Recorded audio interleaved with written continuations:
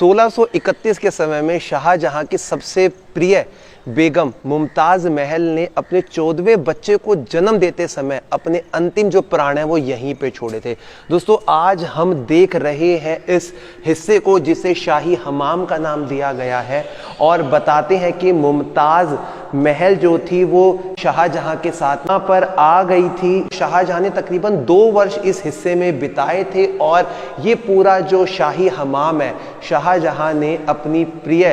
बेगम मुमताज़ महल के लिए ही इसका निर्माण करवाया था। दीवारों पे बहुत सुंदर रंगों का काम देखते ही बनता है और मुगलिया शासनकाल के समय की जो पहचान है वो हम देख पा रहे हैं। गर्म और ठंडे पानी के लिए इस प्रकार से एक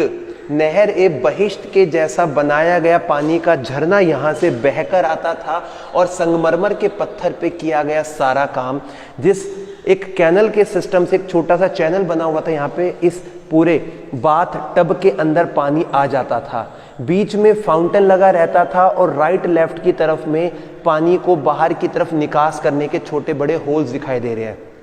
यहाँ पर बेगम बैठ के नहाती थी और सामने वाले हिस्से में भी सेम इसी प्रकार का एक वाटर चैनल सिस्टम दिखाई दे रहा है। इस तरीके से यहाँ पर गर्म और ठंडे पानी की व्यवस्था हुआ करती थी। और दोस्तों ऊपर की तरफ रोशनी के लिए उस समय रंग बिरंगे कांच के शीशे लगाए जाते थे और उन्हीं शीशों से जब छनकर लाइट इस हमाम में आती होगी ना तो क्या खूब नज़ारा बनता होगा। और इस सेंटर वाले हिस्से में जब अपनी नज़र को लेकर जाएंगे तो आपका मन करेगा कि बस इस हिस्से को देखते रहें। एक वक्त पहले यहाँ पर हीरे जवाहरात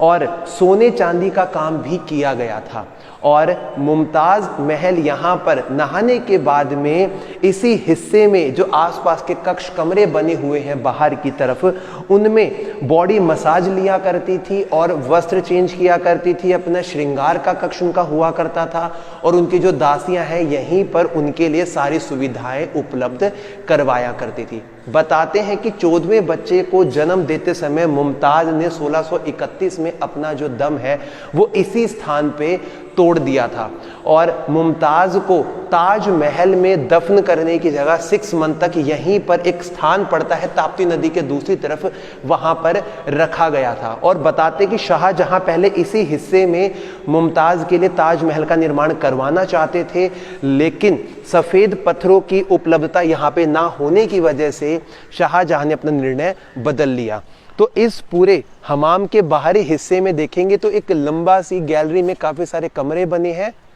जिन कमरों में विश्राम, श्रृंगार और मसाज का काम किया जाता था। इनके ऊपर उस समय दिए लगाए जाते होंगे रोशनी करने के लिए और इस पूरे हिस्से को आप जब देखेंगे तो दीवाने खास की संज्ञा इसको दी गई है और इसी दीवाने खास के अंदर फाउंटेन सिस्टम जो आपका ध्यान अपनी ओर आकर्षित करेगा, क्योंकि जब यहाँ पर अपने खास मेहमानों के साथ में यहाँ के बादशाह लोग मीटिंग किया करते होंगे ना, तो ये नेचुरल तरीके से चलने वाले फाउंटेन सिस्टम आज भी उपलब्ध है। जहाँ पर ये टूटी लगाई हुई है दोस्तों, पहले के समय में ये नेचुरल तरीके से चला करते थे और एक ऊपरी हिस्से पर पानी की टंकी में पानी को स्टोर करके रखा जाता था और जब प्रेशर से पानी को छोड़ते थे ना तो इन फव्वारों में से एक जो फाउंटेन वे है वो बनकर तैयार होता था और एक चैनल के माध्यम से पूरे इस गार्डन में ये जो फाउंटेन है बना हुआ है। एक लंबी कैनाल यहाँ बनी हुई है तो देखेंगे चारों दिशाओं में फैलने वाला एक